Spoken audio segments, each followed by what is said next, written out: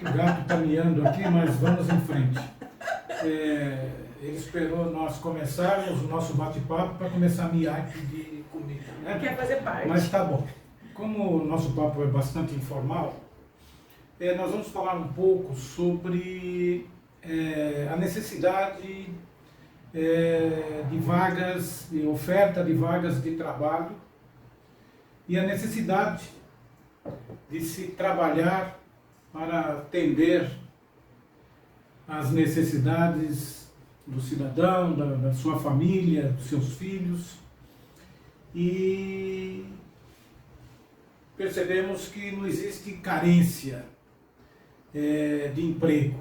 Existe, na verdade, um número muito grande de pessoas não qualificadas e que não conseguem fazer um planejamento para arrumar aquele emprego, aquele trabalho, sem deixar de lado a realização dos seus sonhos. Porque quem trabalha realizando um sonho, na verdade não trabalha. Na verdade, ele vai realizar uma tarefa que está adequado para o seu perfil. Mas afinal de contas, que perfil é esse? Antigamente usava-se o psicotécnico, o teste vocacional, mas a coisa é um pouco mais profunda do que parece. E quando ele tem conhecimento que existe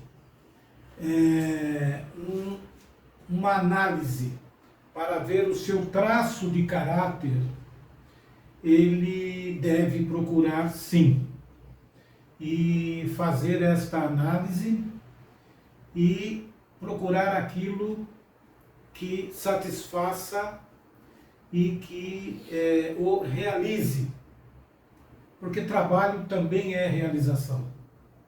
São muitos os aposentados que querem continuar trabalhando,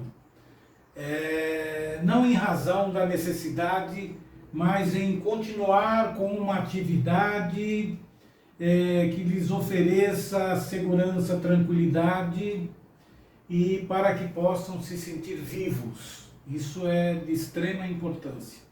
Então a Maria vai falar para nós um pouquinho sobre o traço de caráter, focando o trabalho, focando o emprego. E você vai ver que não é tão difícil de você se encontrar naquilo que você realmente gosta de fazer. Ok? Então vamos lá. Maria vai falar um pouquinho sobre esse traço de caráter tão importante para a vida profissional. Olá, sejam bem-vindos aqui a mais um vídeo, nosso podcast do Divã Futuro. O Vicente, como é especialista na área de recursos humanos, trabalhou muitos anos nessa área, e a gente sabe da dificuldade de enquadrar o perfil perfeito para cada vaga de trabalho, para cada função que vai ser trabalhada. E a análise corporal, ela tem esse objetivo de trazer as virtudes, vamos dizer assim, as capacidades para cada área da vida. Então, dentro da análise corporal, nós avaliamos 5 traços de caráter. Esses 5 traços de caráter, eles são formados na primeira infância.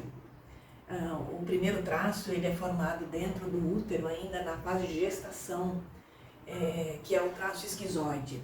Esse nome, a gente vai usar alguns nomes aqui, quem está familiarizado com o Divã Futuro já sabe, quem ainda não sabe sobre os traços de caráter, eu recomendo que assista a playlist Sua Mente Moldou Seu Corpo, onde ali eu falo minuciosamente como que é formado os traços de caráter, eu falo mais sobre cada traço de caráter nos relacionamentos, como ganhar dinheiro, como os conflitos que tem.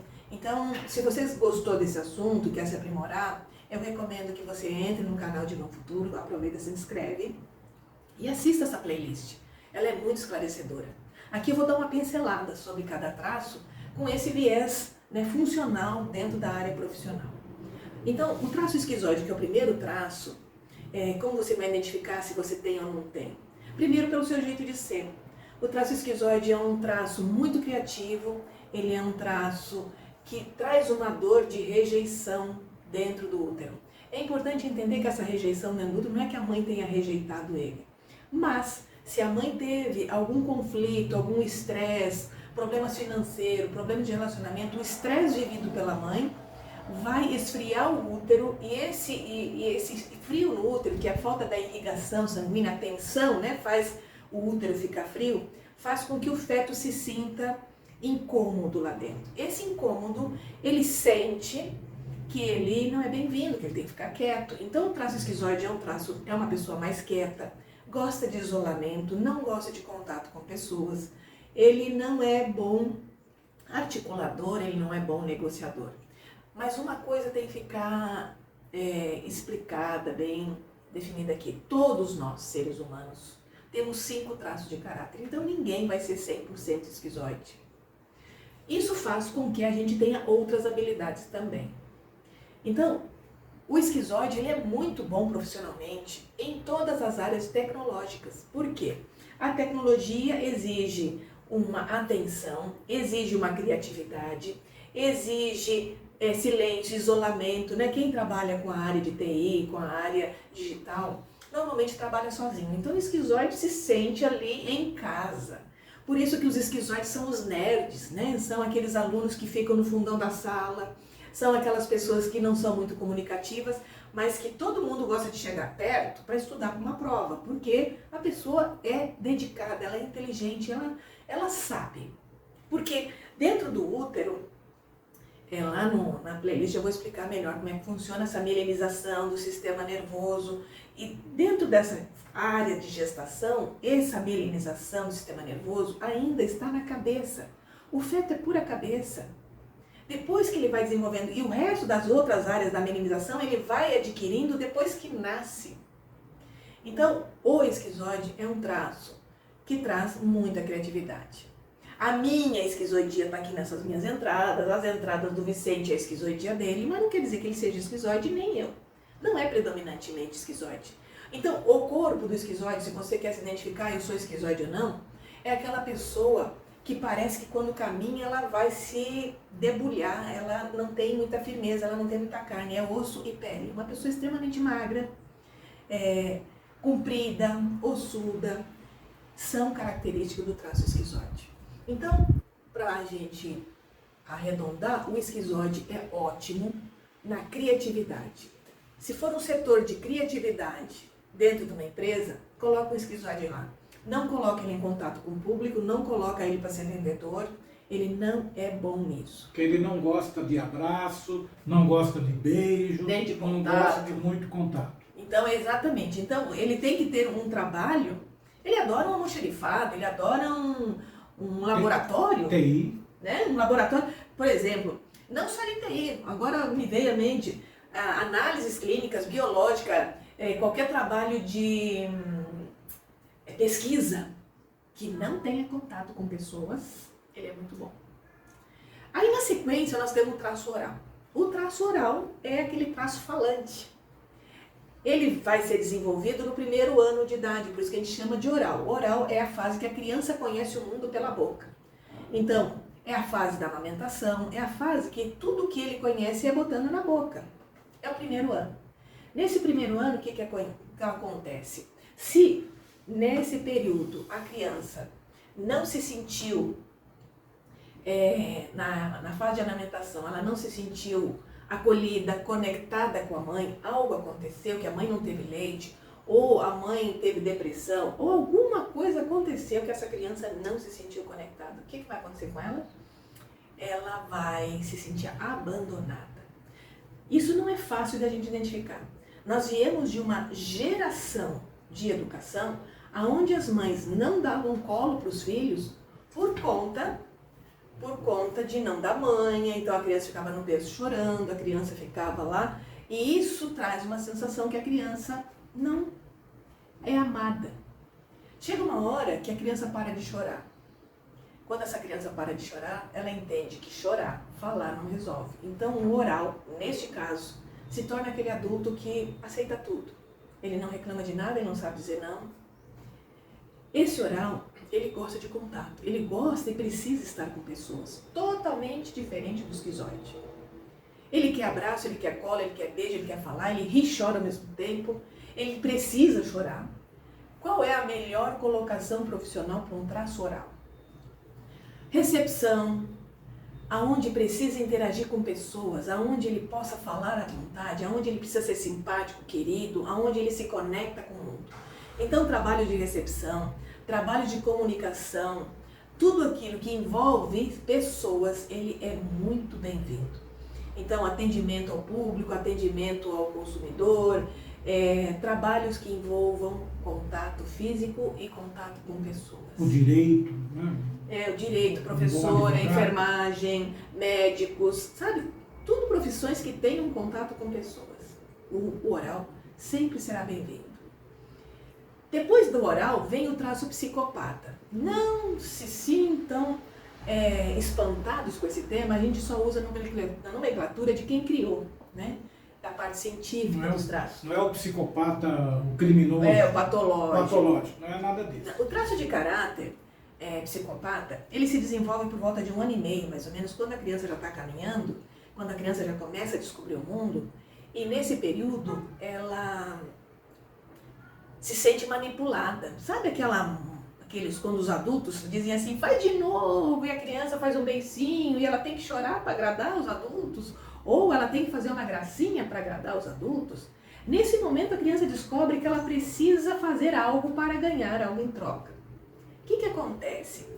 Se essa criança nesse período ficou muito exposta a essa necessidade de negociar alguma coisa para ganhar algo em troca, vai se tornar um grande psicopata na vida adulta.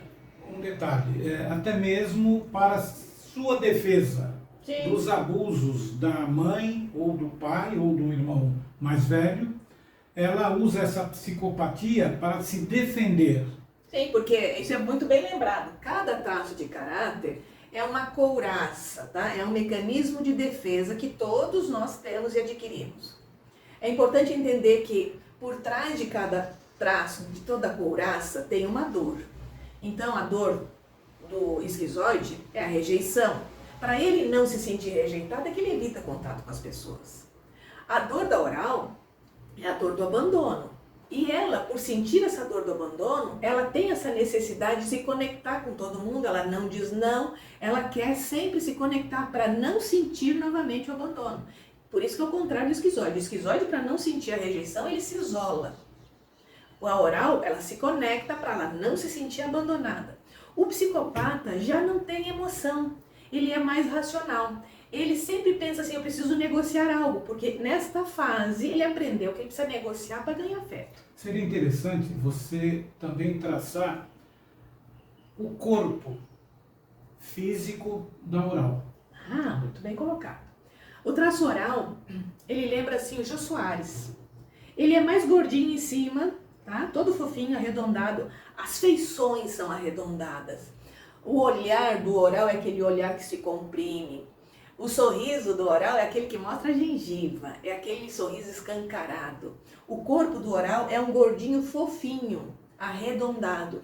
A musculatura do oral, ela é escorrida, ela não tem músculo definido.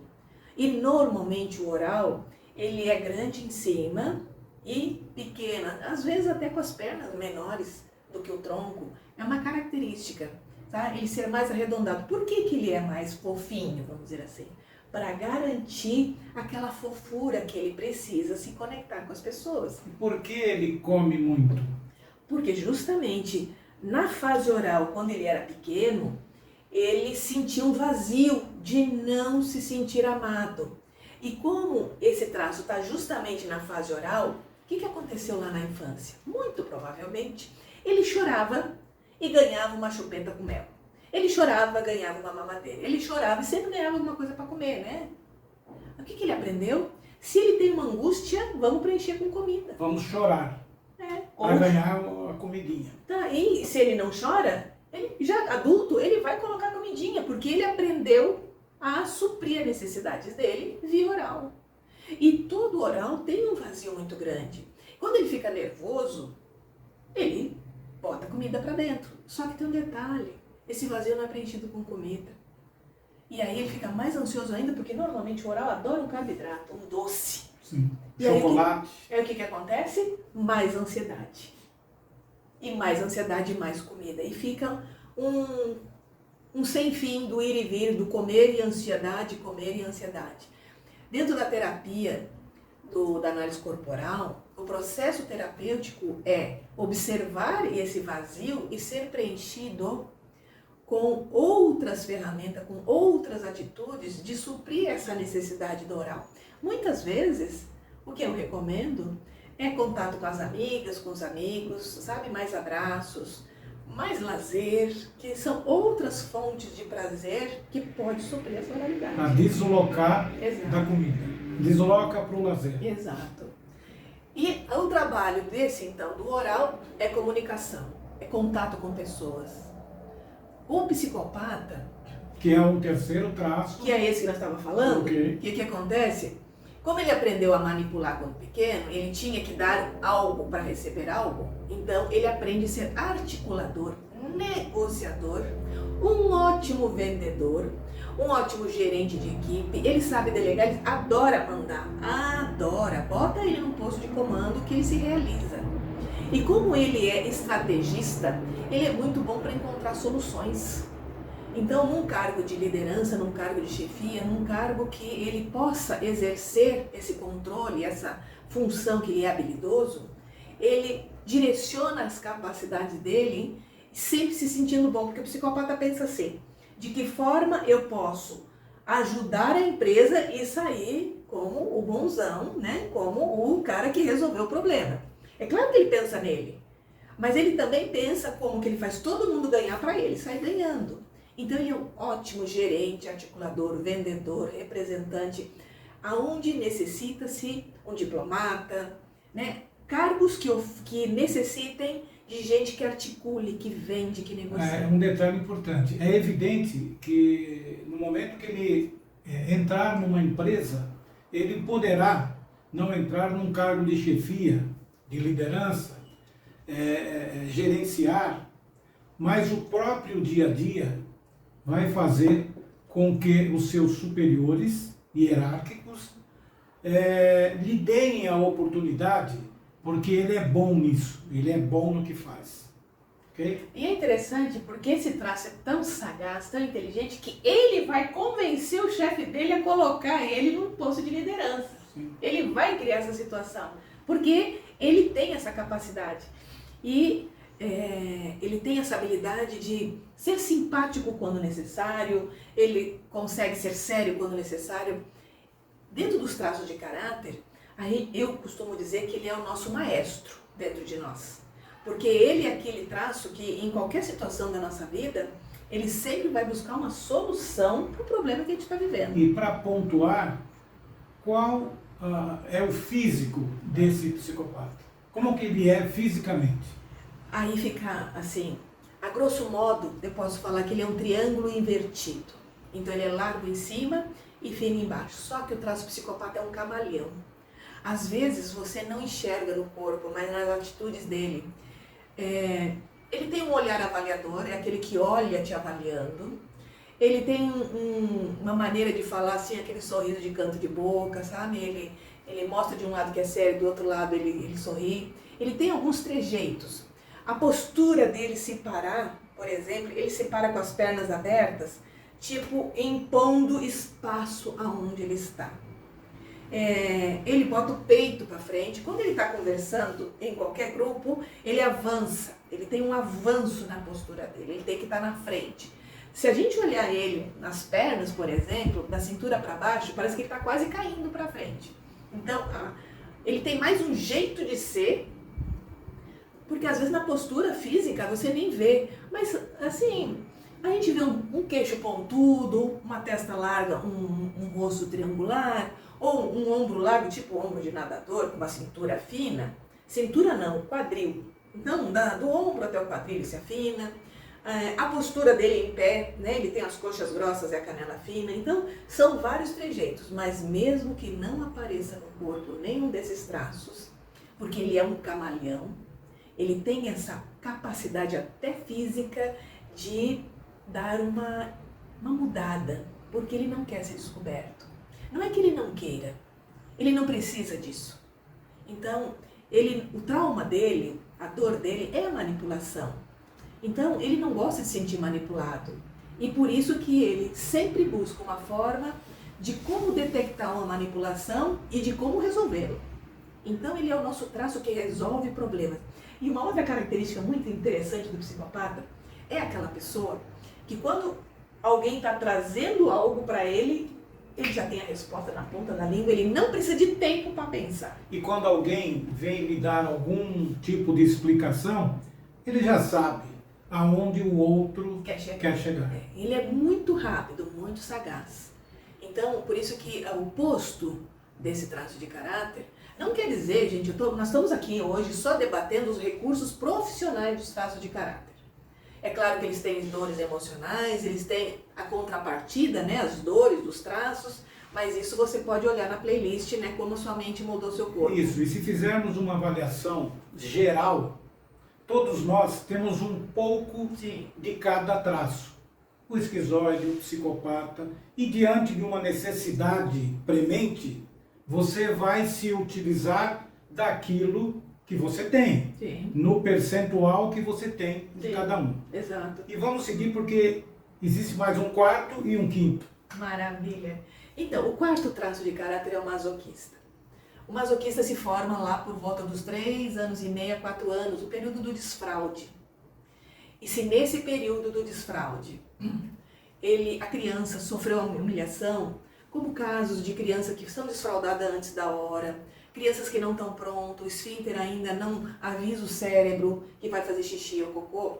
Se acontece da criança deixar escapar e a mãe fala que ele é nojento, que ele é porcalhão, a criança pensa assim, você tem que me avisar quando você vai fazer xixi, você tem que me avisar quando vai fazer cocô. O pensamento da criança é como é que eu vou avisar de uma coisa que eu não sei que está saindo, porque ela não tem o controle do esfíncter. E essa represália para a criança é uma humilhação.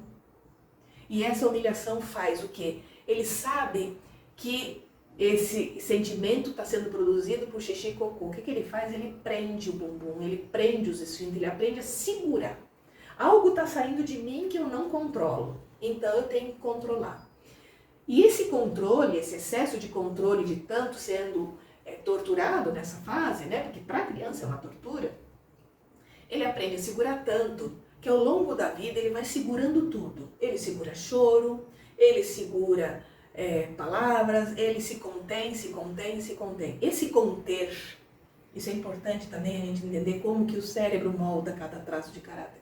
Se eu tenho um mecanismo de defesa que eu tenho que me conter, o meu cérebro ele vai registrar essa tensão muscular ou essa frouxidão muscular, não importa, sabe? Então aquele sentimento que eu carrego, eu vou deslocar para o meu corpo uma sensação de retenção, de soltura, de capacidade de negociar. Então essa tensão do masoquista fica no músculo.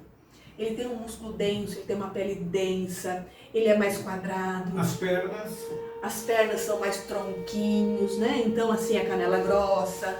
Praticamente a coxa e a canela é quase a mesma grossura, não tem cintura, o rosto é mais quadrado, é aquela pessoa que não sorri, é a pessoa que tem a boca mais travada, sabe? Tem dificuldade de expressar os seus sentimentos. O olhar é mais caído. Como é que funciona e qual o trabalho ideal para um masoquista? O masoquista precisa de um trabalho que requeira rotina, checklist, ordem e todos os dias repetir a mesma coisa. Ele segue piamente aquilo que lhe é determinado. Rotina. Então, é claro que se a gente botar um oral com um masoquista, né? Normalmente é muito comum um oral com um masoquista.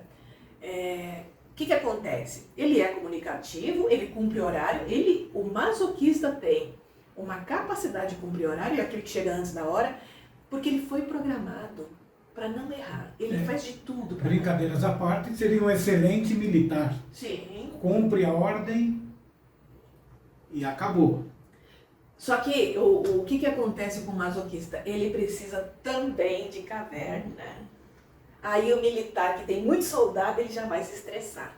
Então, o trabalho para masoquista é caverna. Ele gosta de rotina e gosta de ficar sozinho.